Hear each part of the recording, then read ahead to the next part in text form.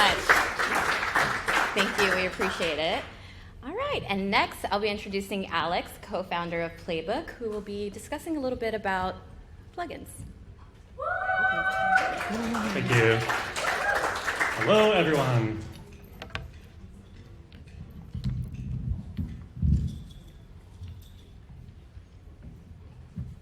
Let's see if that picks me up.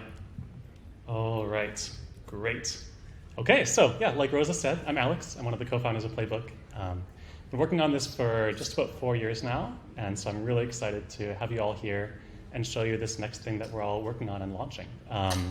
So first of all, thank you so much for everyone who supported us. Thanks Kevin, Hannah, Sarah at Ground Floor, and Rosa for helping put this whole event together. This is super, super smooth, so thank you. First of all, I wanted to just kind of like get a check on who all is here. I know we have some developers, we have some non-developers. So first of all, raise your hand if you are a developer. Cool, keep your hands up if you've been developing for 2 or more years. And then keep them up for 5 years. Wow, okay, cool. And then another kind of just pulse check. Raise your hand if you either work in the creative industry or if you have kind of like a creative side hobby, like photography or design. Cool, all right, well, super pleased to have you all here. The last thing to say, I guess, before I kick off is that I would love for this to be kind of like interactive. I'm gonna talk for a little bit about what Playbook is. I'll talk for a little bit about what our plugin system is and how you can use it and why that's exciting.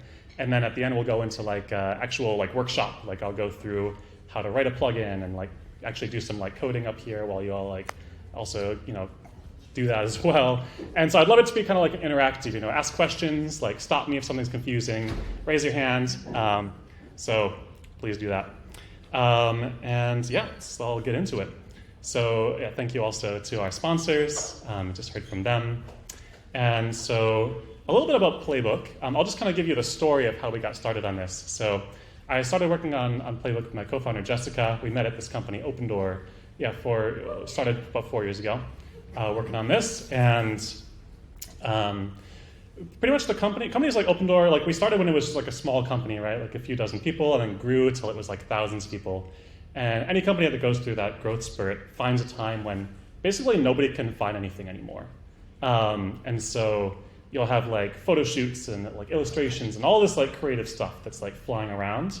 At some point it becomes somebody's like full-time job just to like route people. Like, hey, where was that thing? Like, where was that latest photo shoot? And just send people to the right place. I think Open Door like lost half of its stuff when it migrated from Dropbox to Google Drive to save some money, so that was pretty sad.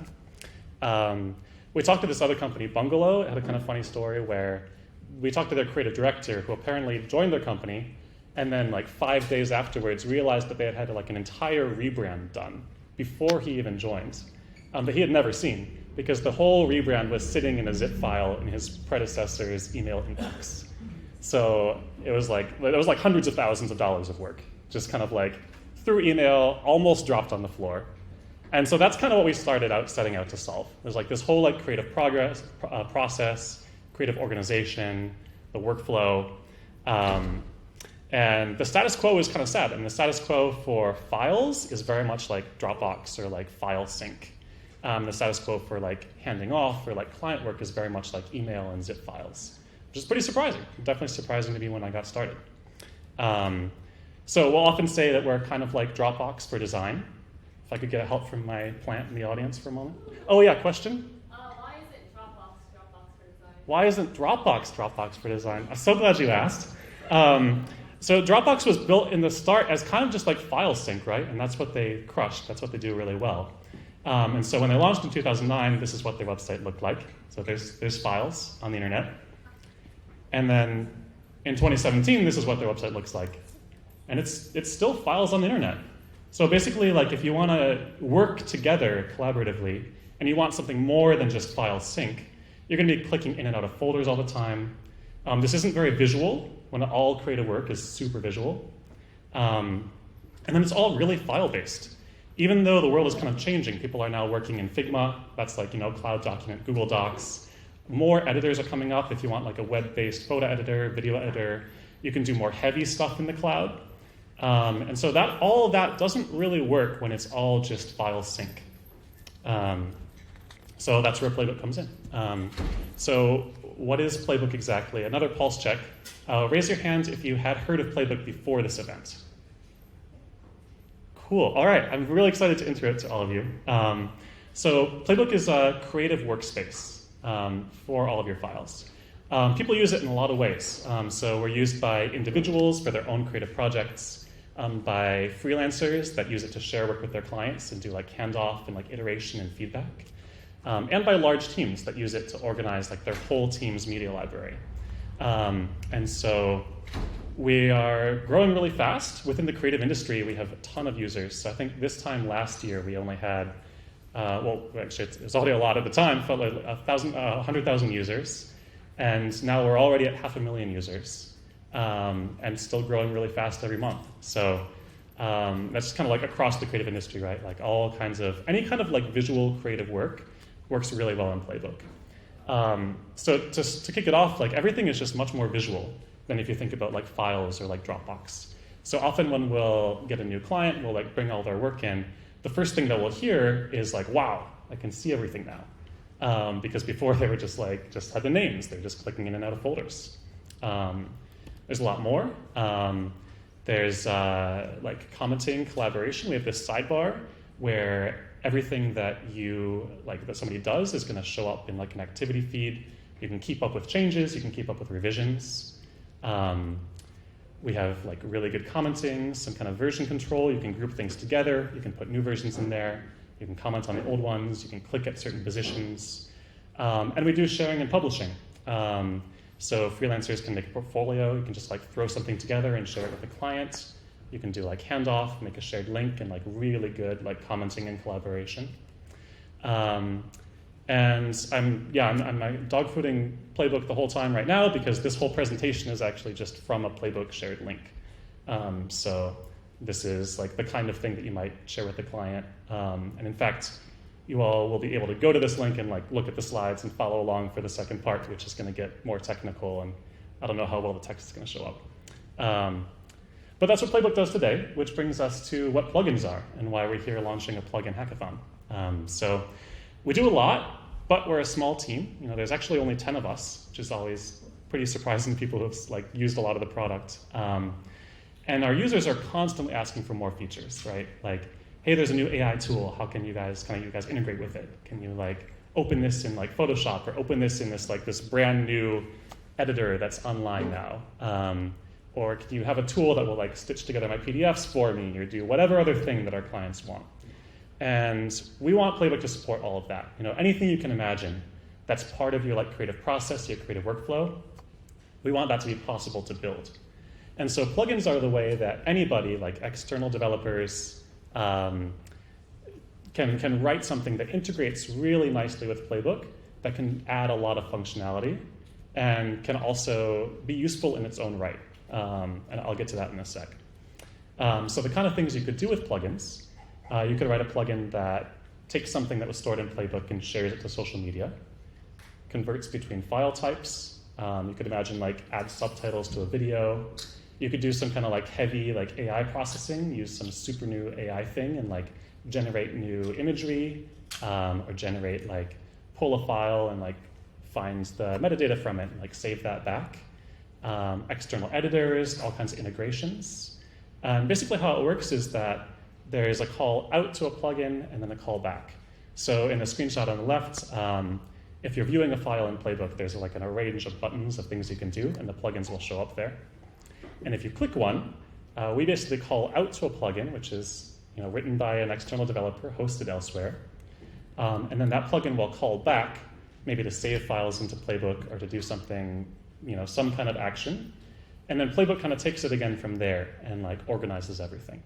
So in this case, like if you call out, maybe there's like a mid-journey thing that calls back, that's going to get organized already within our UI and the way that it works.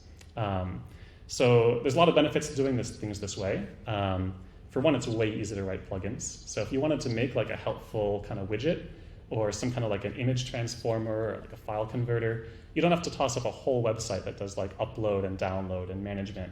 All you have to do is write that one piece. That's like, what is the thing you're trying to accomplish? And we'll have an app store for that where people can browse and find your plugin and actually make use of it. And then the other benefit is that people who are using this don't have to trust you with their entire everything.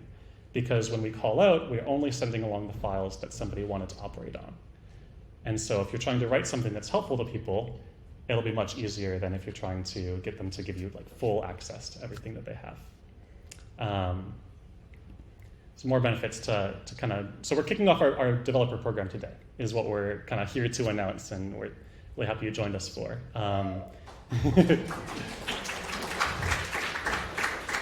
And I think it's an exciting time to kick off because, like I mentioned, we're growing fast and have been for a long time. So if you write something that integrates with Playbook like this, you'll have access to these like 500,000 users that are using our tool. It's really easy to write plugins, at least we hope so. We'll find that out soon. And you can charge for your plugins. So you can set a price. If you're doing some kind of like fancy, like processing or AI tool, you can charge, and Playbook will take care of everything. We have a credit system, people can buy credits, and we'll pass on all of the, whatever you chose to charge, back to you. And for the first 2 years of our program, we're gonna pass back 100% of whatever users are paying. And on top of that, we're probably gonna give away some free credits to our users because we'd like them to try the plugins. And we can just handle that. And then if that's not enough, that probably is enough, but in case it's not enough, we also have prizes for people that write plugins. So this is for this month, just for kicking off the program all of September. We're going to see what plugins get written, and then we'll have a competition, and we'll judge them at the end. So the third place prize will be $800, and then $900 for second, and $1,000 for first. And we've gathered a panel of super independent and unbiased members of our team. And that'll be the whole month of September. So tonight is just the kickoff. So with that, I wanted to show you a little bit about, okay, what are these things? What are plugins? And what's an example? So this is one of the first ones we wrote. This is a remove background plugin. And we didn't actually write the code to remove the background. It turns out there are tons of websites that do that. I'm sure you've all seen one. And so there's one called remove.bg that has a nice API. What our plugin does is it just gets a file as input, it calls remove.bg, and then it gets the file back and saves it back into Playbook. So pretty simple. And I'll just click on this. So what we're looking at here is, and I know it's a little washed out, so I apologize. I'll share the slides later. But there's a file in Playbook, and on the right, there's a bunch of tools. There's like commenting there, other stuff that we provide, downloading. And then one of those little buttons at the right is the remove BG button, which shows up because it was like installed into this workspace. So I'm just gonna play this video, and we'll click that button. So we click remove BG. This one costs some credits, so you confirm that the credits are okay. It spins for a bit, and then there's the new file with removed background. So pretty cool. But what's even cooler is that the remove BG plugin is very simple. It just takes in one file and writes back one file with the background gone. But we can be more fancy when it comes to the actual, what we're providing to our users. So for our users, we also have bulk actions. And in this example, I've selected 6 files at one time, and I'm gonna call remove BG. And the Playbook system will just make 6 different calls. And so the plugin stays really simple, but anybody who uses it automatically gets all that bulk behavior and tons of power right out of the box. So let me just show that one. So multi-select is a pop-up. We'll click remove BG, which is popped up there. It's gonna spin for a bit, and then remove all the backgrounds, which would be really cool if it was something super powerful. You wanna do like big rendering, something like that, 3D rendering, anything is possible. One last example, just so you can get an idea of the kind of things you can write. This is a plugin written by Mike, actually, who's over there. That's him. This is makes a GIF. So here we're selected 5 images. And same deal, we click GIF Creator. It spins for a little bit.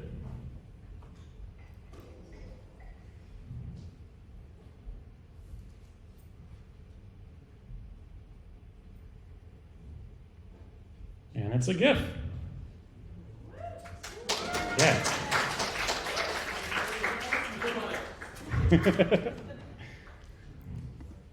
Cool. So that's kind of it for the first section where I wanted to talk about like what are we, what are plugins, how do they work overall. This next part I'm going to get into a bit about how to write plugins and the technical side. We'll start kind of kicking off the hackathon.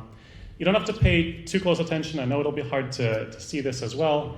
Although I mentioned I'm demoing this just from like a Playbook link. So you can find that link here. And I recommend you do, so you can follow along on your computer and you can see things up closer.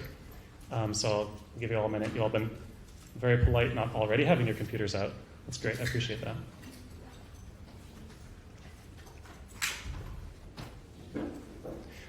But also, I'm just going to show this as an overview. And then after this, we're going to do kind of like a workshop session. So I'll actually go through writing a plugin and like setting up the example code, and we can do that part together. So you don't actually have to follow along here, just if you want to. But if you're ready and you have a computer, so it's playbook.com/s/playbook/plugins2023.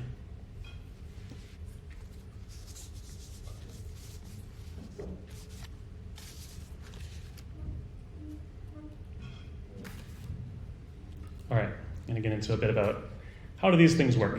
So I mentioned before that it's kind of like a system where Playbook calls out to your external plugin, and then your plugin calls back to do some action, like creating a file. You can also create notes. You can open URLs. And so this is kind of how it works. Playbook is calling first. This is the green bubble. And you configure when you set up your plugin where Playbook should reach you. So basically, the one key thing you need is this like invocation URL, is what we call it. So Playbook will call that URL that you configured with a unique token, and then some information about the files, which we call assets in our system. And then a callback URL, which is like how you call back to do an action. And then your plugin is the purple bubble. Whenever it wants, it'll do some work on its own, asynchronously, and it'll call back to request an action. So in this case, it's going to call with an operation, which is create assets, and it's going to ask Playbook to make some assets with particular titles. I put a couple slides in here for more reference later. I'm not really going to get into all the details here. We have docs. But this is an example of what Playbook would send to a plugin. So when it specifies what assets are being requested to be operated on, those assets have like a token, they have a title, and they have a URL where you can access the file data for a limited time. And then when the plugin calls back, this is more interesting. There's 3 different things you can do. The most obvious one is you can create new files. It sounds simple. It's actually 2 steps, still pretty simple. But the part 1 is that you have to call back to say, I would like to make files. So basically making placeholders. And Playbook will respond to give you the placeholders and to give you upload URLs for each one. And then you upload to those upload URLs to fill in the file data. So that'd be how you create new files. You can create notes. That's simpler, it's just 1 step because there's no upload part. So for notes, you just call Playbook. You again say, I'd like to create assets. And they're of type notes, and the value is any HTML that you want. And then the third thing you can do is you can request that Playbook open a new tab for the user. And so to do that, you say the operation is open URL, and you pass it a URL. And so the effect of that is that if somebody is using Playbook and they click some things and they click your plugin, it will just pretty quickly just pop open a new tab that you requested. So that might be useful if you're trying to do some work and then open in an external editor. You can make that a seamless transition. When your plugin gets called, it goes through a couple phases. I just wanted to call out the first phase is that you got called. Playbook made a request to the endpoint you said. And the one thing to keep in mind is you have to return from there quickly. So you have to immediately return a 200 to say that you got it, you acknowledge the request. And then after you did that response, the plugin should do its main work asynchronously, in its its own separate thread. But for the async part, it can take as long as it wants. So it can do some heavy processing. It can call back, over and over again. You can make more than one asset. You can open the URL later. So that part's all async. And then once you're totally done processing, call back one last time just to say that the plugin is done running. And so you call back with the status endpoint, and you say that the status was a success or a failure if the plugin, realized the file didn't fit, couldn't be operated on, something like that. And we'll show a loading spinner until you call back to say that it's done. There's a couple examples. This one I'm quite confident nobody can see these lines of code, but that's okay. Really just wanted this in here for reference later. This is a plugin that is kind of a hello world. What it does is it reads in an image, rotates it 90 degrees to the right, and then calls back to Playbook to save the rotated image. And I do think it's cool that the plugin is not that long. This is maybe, 30 lines of code or something. And this is what it does. It gets called, it does the work, and then it calls back with success at the end. And I have an even simpler example. This is a plugin that all it does is it gets sent a file, and then it opens that file in a new tab. So Playbook sends it a file, and it just immediately sends back to say, please do the open URL action. And this example code is also using our TypeScript library, which makes some of the things a little easier. You don't even have to worry about network requests if you use this. So here's how to get started. And again, we'll do this together in a little bit. But basically, first you want to make sure you'll have a developer account. That's what we were asking for on your way in. You probably signed up or dropped an email. We're going to be upgrading all of those people. First you need a Playbook account, then we'll upgrade it to developer. And then you'll visit your account page, and that's where you can create plugins. When you create a plugin, you'll be asked stuff like the name of it, its description, but also very importantly, that invocation URL, which is where do we call you? And then you can get started with our examples. Cool thing about developing plugins is that you can run them locally, and you can develop them against your actual Playbook account. So you can run, all the plugin examples have a Quickstart. If you run yarn dev, this is all Node and JavaScript, but you can pick any stack you want. Our examples are just Node and JavaScript. That'll start up an Express server, so your computer will basically start listening for calls. And then we just have the challenge of how do we get actual Playbook to call your computer, which doesn't have an address. So for that, we use a tool called ngrok. Raise your hand if you've used ngrok before or heard of it. Okay, cool. So what ngrok does is it takes something running on your computer, like a port or a server running, and exposes it to the broader internet. So anybody on the internet, if they know that endpoint, can call something running on your computer. And it's conveniently really easy to run. It's just one command. You run ngrok, HTTP, and then the port, 3000, and that gets you a public URL. And then back in your configuration, you go pop that in as the URL. And this is pretty cool because then you can have an actual Playbook account where you've uploaded files to, and your plugin shows up in sandbox mode, and you call it, and it calls your computer. And then you can log and debug and figure out what you want to do. So that's local development. Don't worry about deploying it yet, but just as a heads up in case people are wondering, once it comes to deploying for a wider audience and not just running on your computer, you can deploy this in any kind of serverless Lambda kind of way. So we have Cloud Functions, we have Lambda. We have examples of both of those in the example code that we provide. But then, this is all just examples. Really, all you need is an endpoint that we call you at, and that could be any stack of your choosing, any language of your choosing. So to get started, what you need to do first is make sure you have a Playbook account. So if you don't yet, go to playbook.com and sign up. We need that to make you a developer account. Then join Discord. There's a link here. You can also find a link at the bottom of our homepage. And we have special channels for the hackathon, which is where we'll be discussing and getting help and stuff like that. And then message us either in Discord or email support@playbook.com so we can upgrade you to a developer account so that we have access to the plugin system. And then after that, we have docs. There's a tiny URL here, pb plugin docs, and then these slides. So if you're already feeling ready to go, this all made total sense, and you want to just start hacking, go ahead, won't stop you, that'd be great. And you can find the docs there, and there'll be a lot more details on the API. But if you'd like to just kind of like follow along with the workshop, we're going to pause for 5 minutes here, grab a drink, make sure everyone has a developer account, is ready to go, and reconvene. And then I'm just going to keep talking and kind of go through the whole setup process and invite you to follow along just kind of step by step. So choose your own adventure. We'll grab a drink, and I'll see you back here in 5. Thanks.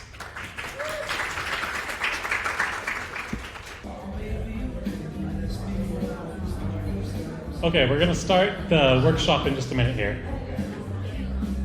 Also, if you haven't joined the Discord, do join the Discord. People might be looking for collaborators there. If you are, post in Discord that you're looking for collaborators. That'd be really cool.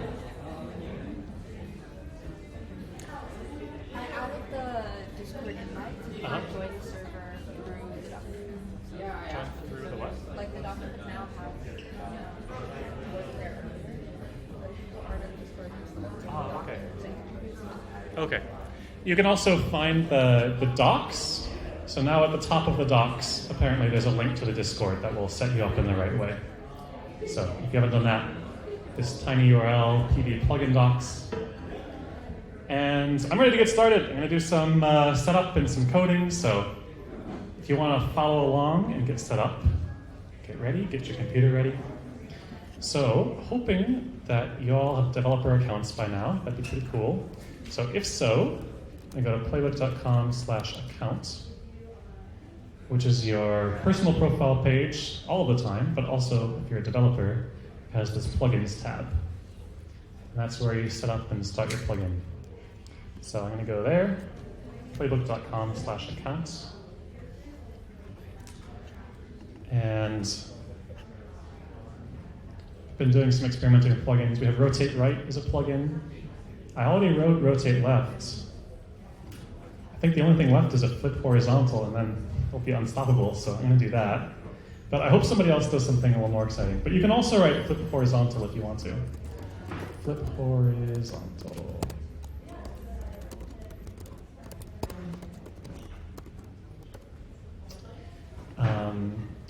Setting up your plugin, you can say what types your plugin supports, what types of files. So I'm going to use an image library for this, so I'm probably just going to support PNG and JPEG to start. That way I'm not going to crash on something I don't expect. I don't have an invocation URL yet, so I can leave that blank. I don't think anybody's going to pay to flip their images, so that'll be 0. Credits, you get to pick your price for the plugin. So this is in basically cents. Like 1 credit is 1 cent. And then min and max number of assets is pretty important to get right. So I'm going to write Flip Horizontal, which takes 1 image in and writes 1 image back. So it only works in 1 image at a time. And if I set 1 and 1 as the min and max, then Playbook will guarantee it's only called with 1 image, which is great. If you were to write like a GIF creator, like that demo, then you would want the min to be more than 1, since you can't make a GIF of 1 image. So, all right. Create my plugin, Flip Horizontal. I don't have an image yet for it. Okay, I'm going to set up my development environment. So there's some links to this from the developer docs. Here's the docs. Quickstart.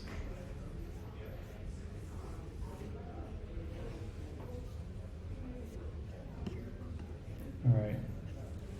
Let's just try to find the link to that here. Oh, there we go. Hello World plugin. PD plugins repository. So there's a lot of examples here. I'm going to start with one of the ones that I wrote.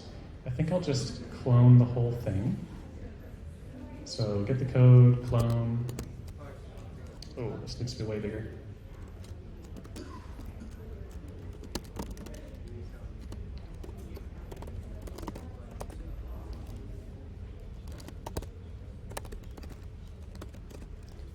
All right, so how readable is that? Not readable. Almost readable. Okay.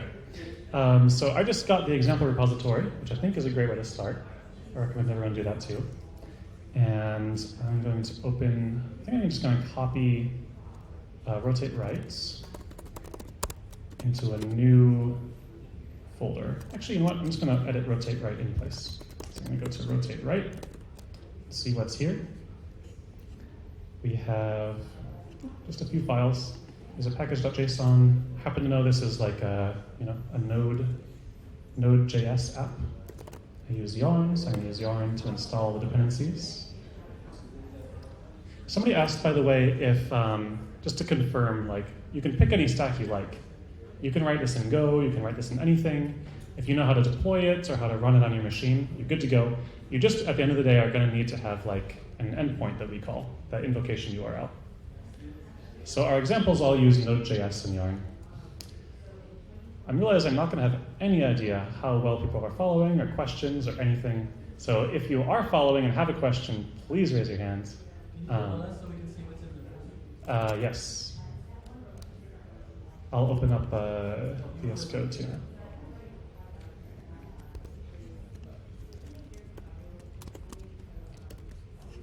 I think this will actually be easier. Just a moment.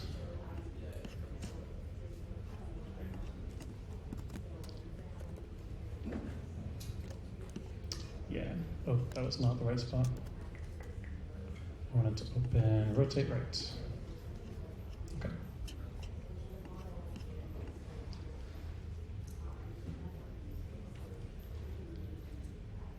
Yes, this is what's in the code.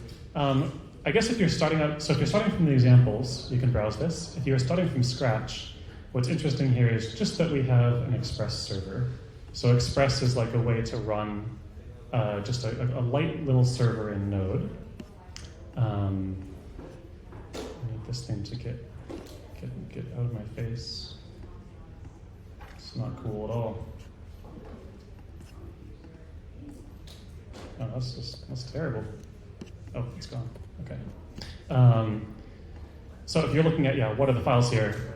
Express.njs is one, and that's going to get run when I run yarn dev.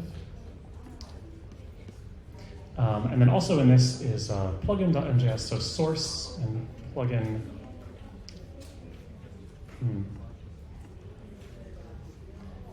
Just realizing that actually one of the other examples has like the helper library, which might be better.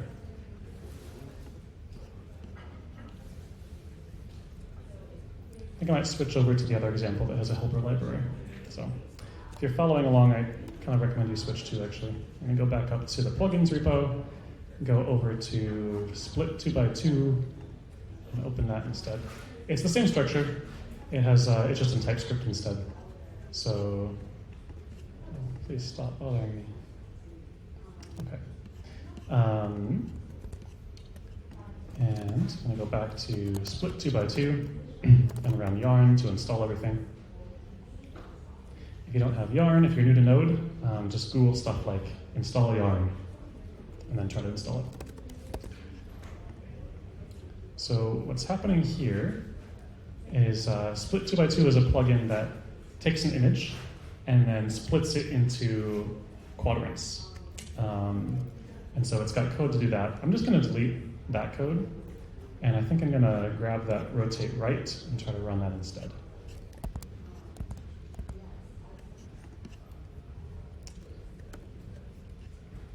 This is already being difficult. Just open everything.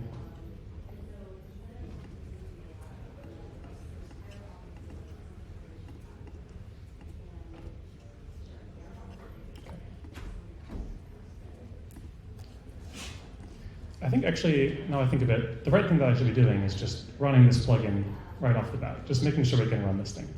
So I am on the right track. So back in the repository, I ran yarn to install everything, and that was good. And now I'm going to run yarn dev, which is, at least in our examples, the way that it runs. Module not found. Okay, it's a little weird. I just restarted it and it worked the second time, so I think yarn was just confused. Okay, so on the left, I'm running my local server. So it's running on port 3000 on my machine. I think I can just go check that out, localhost 3000. Cool. This happens to have just like a landing page thing, but that's not how you run a plugin. And it has instructions: use ngrok to expose this port to the world. I'll do that in this tab.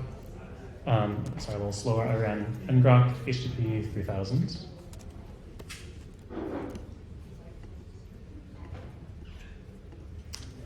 And that gave me a URL that I can use to call this plugin. So this one, randomcharacters.ngrok.io. And if I go to that, oh, it's upset about me not signing up. I'll come back to this. Maybe it's only HTML. I think this was fine before. I'm going to plug that into my new plugin. So I have flip horizontal, that's my goal. Needs an invocation URL. I'll just plug that in. Save. Great. And so the next thing I need to do is install my new plugin into my actual Playbook workspace. So I have this thing, Playbook plugin sandbox. This is where I did the examples. And to do that, I go here to apps on the left. This probably isn't going to highlight, is it at all? Nope. That's okay. So apps. And all of the way that the sandbox plugins work is that if I created a sandbox plugin, then it's available to me in my workspaces, but not to anybody else. So I created this and it's already showing up. I'll just install it. Go back to one of these things, and I see that it shows up here on the right. Click what I want to do next. So I'm running yarn dev. It's showing some outputs. I'm also running ngrok over here. It's a little too big for me to see. So these are the requests coming in. So when I click this, I'm going to hope that it's going to call ngrok, and I'm going to see the request come through. So let's see. Flip horizontal. Yeah, okay, we got the post request. That's great. Our server is logging some things. It's saying that it's processing images, which is what the example code does. If we go back here, yeah, it's currently processing. So it successfully called back to the callback URL and requested that we make 4 more images. And now I think it's uploading the file data to each one. So good news, because that means it was running when we started it off. This is probably a good checkpoint. If you are developing plugins, getting example code running is a good place to start. So we'll pause there. Any questions from people who are trying to do this? Otherwise, I'll just kind of keep going. All right. So 4 quadrants of the image. It's useful if you're doing mid-journey images. That was the goal. So I'm going to go back and start editing this and experimenting a little bit. So this was the split 2x2 code. What I wanted to do was do a flip horizontal. So here's how the code was working. So when we got called with an invocation token, the callback, and then some assets. And we saw that we invoked the plugin. We were only expecting 1 asset, so we grabbed the first asset here, downloaded it. So that's all good so far. And then after that, we had the custom logic for splitting it, which I don't need anymore. So this is the point that I'm going to start. I think I'm going to start by just commenting everything else out. So right now the code does nothing. And then we'll comment back the reporting success at the end. So if I leave it like this, I'm just going to go back and try this again. Right click, flip. Yep, received, invoked, and done. So it did nothing successfully. Great. So next thing I want to do is try reading this file in and seeing if I can flip it. I've already imported Sharp, which is like a node library for image manipulation. Sharp node docs. And just to see if I can figure out how to flip things. Resizing, nope, compositing, maybe, flip. So Sharp takes input, .flip, .toBuffer. And I think that there's also a to file. Let me grab that.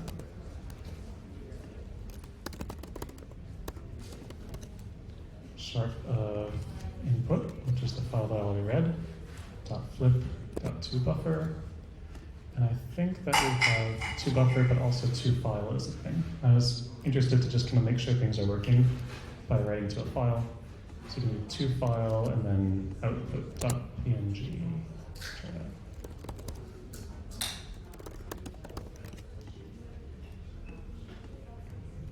Okay. Back to the animation. Let's run this again. Flip. Need my terminal.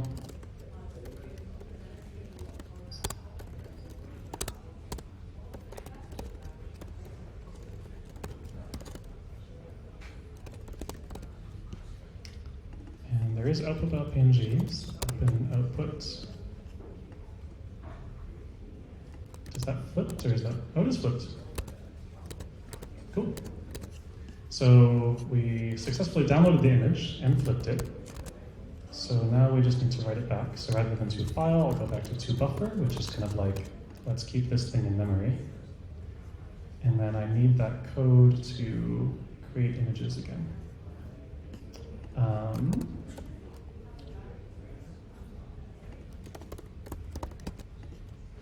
I'm just gonna look in lib to see what's there.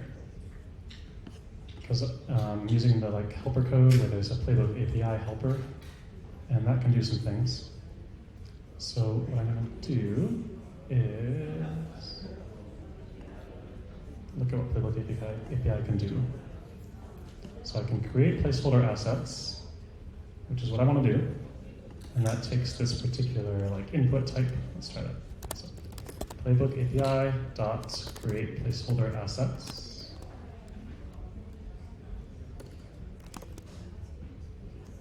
It's an array. Maybe it's not an array. It is an array. Oh, title. Flipped image. I'm just going to try that first and see what happens without actually uploading a file data or anything. Flip horizontal. So it made this thing flipped image. Looks like it's just loading. It has no file data, so it's never going to work. Let's delete that. It's going to go back and try to actually write that data now. This is a function, upload buffer to URL. It's used in the examples below, like this. Upload buffer to URL.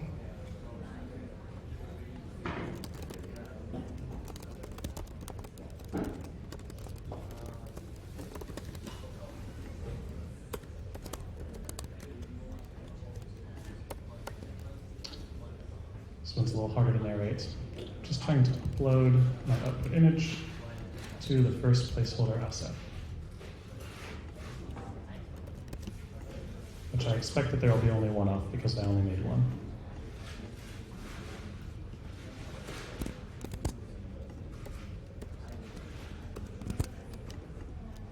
I realize in a lot of ways I'm probably just doing things that I remember how to do. I'm not sure if this is actually making sense, but again, please do ask questions. And then also, once we've kind of finished going through this, we'll just mill about and answer questions and help people build in case you're trying to build. So create placeholder assets, and then upload the data to the upload URL that we got back. Let's see.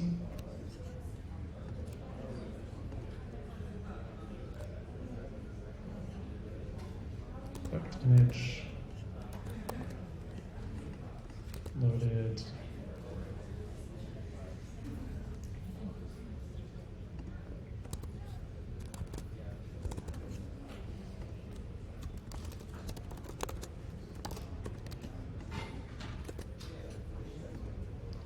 Just going to do this again and log the result this time. So this is what we got back as placeholder assets. There's an array, there's one asset, and it had this upload URL. It's probably good. So we're fetching the first asset and its upload URL. Now we're just waiting to see if it is actually uploading or not. If not, we'll have to debug it.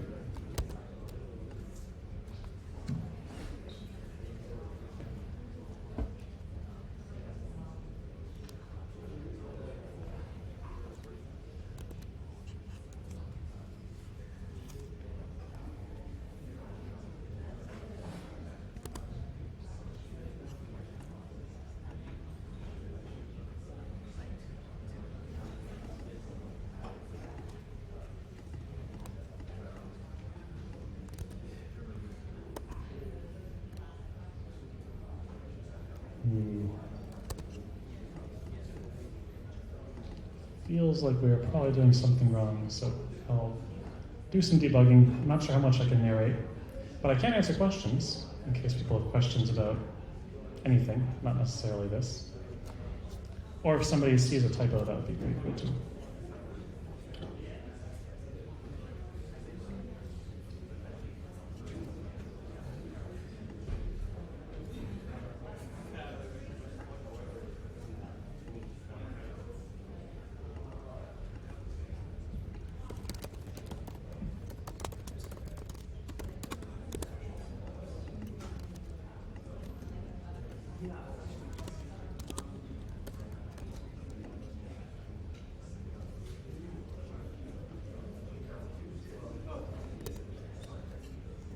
Oh. It actually was working the whole time. We should have known. It was just being very slow about it. Okay, I'm just gonna clean up my console logs, get rid of the old code.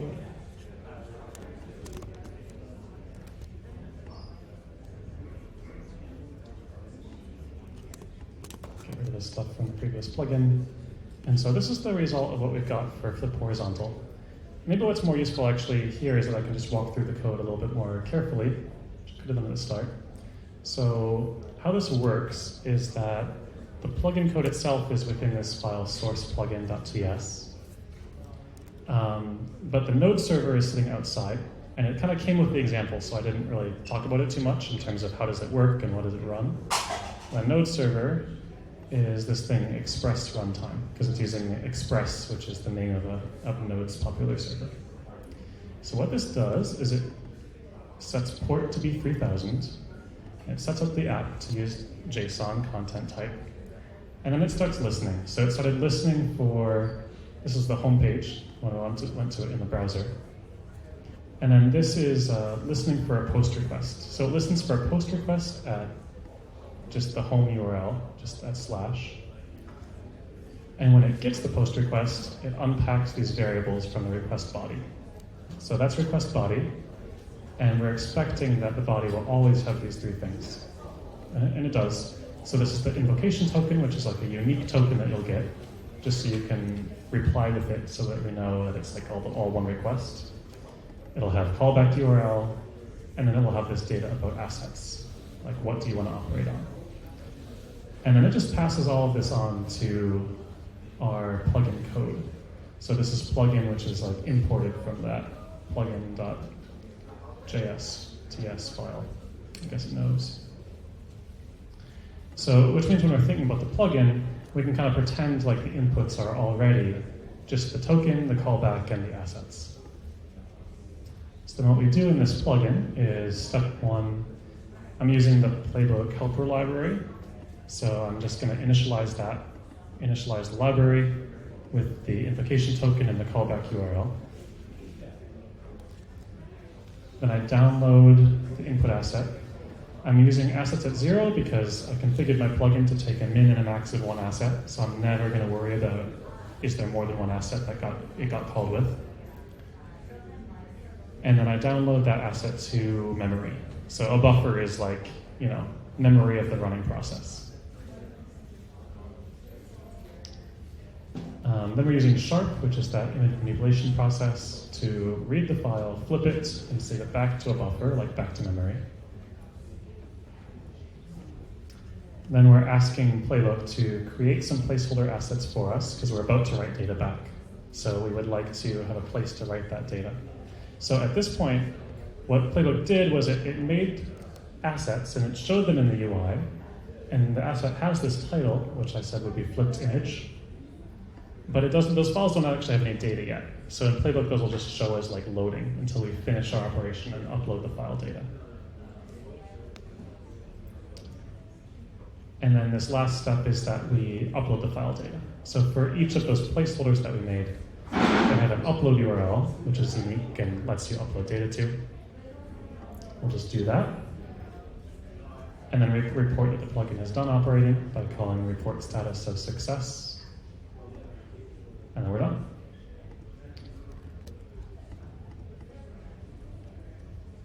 I think that's pretty much the whole local dev thing I wanted to go through. let's open it up to general questions, including questions like, none of that made sense, I'm trying to clone the repo, where do I start? But also any technical questions. Yeah? Will the recording be made available? Yeah, we're gonna try. Assuming that we can piece it all together properly with audio. I think the audio will be the challenge, but we will try. Oh, sorry, yes, left first. Yeah, I had a use case question. Yeah. Say you want to make a trailer for a movie, and you have a bunch of assets all over the place. I guess I'm trying to get to the point where you go from all the creative, inspiration, all the clips and everything, to the finished trailer. I'm trying to figure out how Playbook, I'm trying to replace Dropbox essentially with Playbook, but I'm trying to figure out what's the way to connect it? I guess that's where the smart people come in and figure out the plugins for that, right? The smart people might be you. The question was about how do you have a bunch of assets that would go into a movie trailer. How do you stitch them all together and then maybe write back the trailer? It's a good question, and that could end up being a really involved workflow that involves a lot of steps. If you were to answer that with, if the only hammer you have is the plugin system and you wanted to answer that question, what you would do is hopefully all of those assets for the trailer are all gathered together, maybe in a Playbook board, and you would have your user select all of them and then click on your plugin. And the plugin would call out to maybe some kind of either automated assembly process or manual assembly process, which would download them. Automated is maybe easier. Maybe let's say you have a video file and a subtitles file, or maybe two video files called 1 and 2, and subtitles files called 1 and 2, and your goal is to stitch together, the videos by number and add the subtitles. Actually, in that case, say you get a video file, and you also get an audio file, and then say the audio file is longer than the video file. Is there a way to write up the code so it automatically splices the audio file perfect to sync with the video file based on the length of the video? Yeah. That would be useful. That would be really cool. Okay, great question. So the question is now, let's say you had a video file and an audio file that are supposed to go together, but the audio file is longer.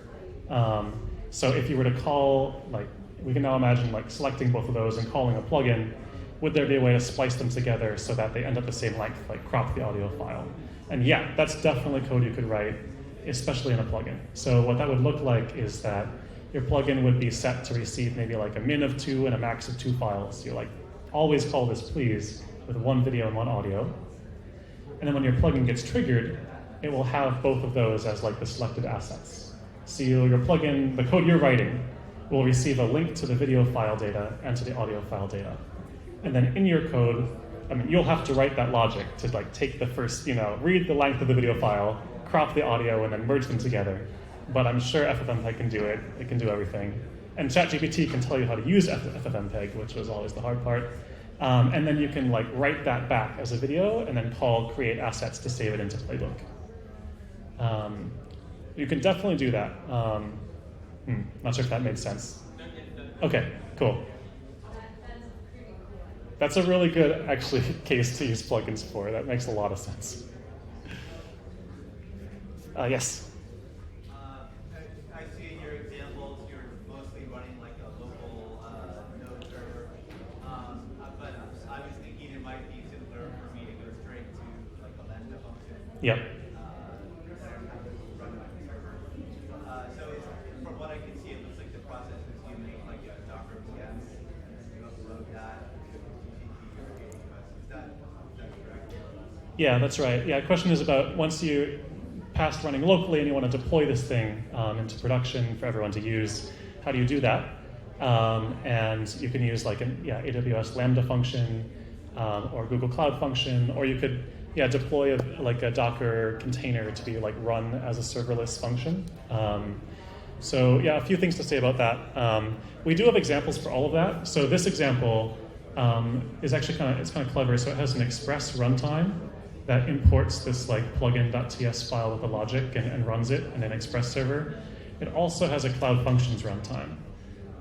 So if you were to deploy these 2 functions, then they would call the same code and run it. basically the thing to keep in mind, whether you're using these examples or whether you're using like, a stack that you're comfortable with, which will work just as well, the one thing to just kind of, the gotcha is that when Playbook calls your plugin, you have to respond right away with a 200 to say like acknowledged, and then do your work asynchronously. And unfortunately, I don't know of a provider that like has that just like super off the shelf. So with a Lambda, what you want to do is use, I think, their like gateway feature to be your handling URL and use that to kick off your Lambda function. And with Cloud Functions, you have to actually write two functions. You have to write one that's the handler, and then that kicks off your async process. Someday, someone I'm sure will make this much easier, but and then maybe if you have your own stack in mind, you can find your own solution to that. But that's like the one thing to keep in mind. Yeah, and we do have a lot of people that actually just develop. They skip local dev. They wrote a function, they deployed it straight off, grabbed that URL and just ran that. Totally works, as long as you have that flow figured out, like the deployment process to like test your code. Yeah.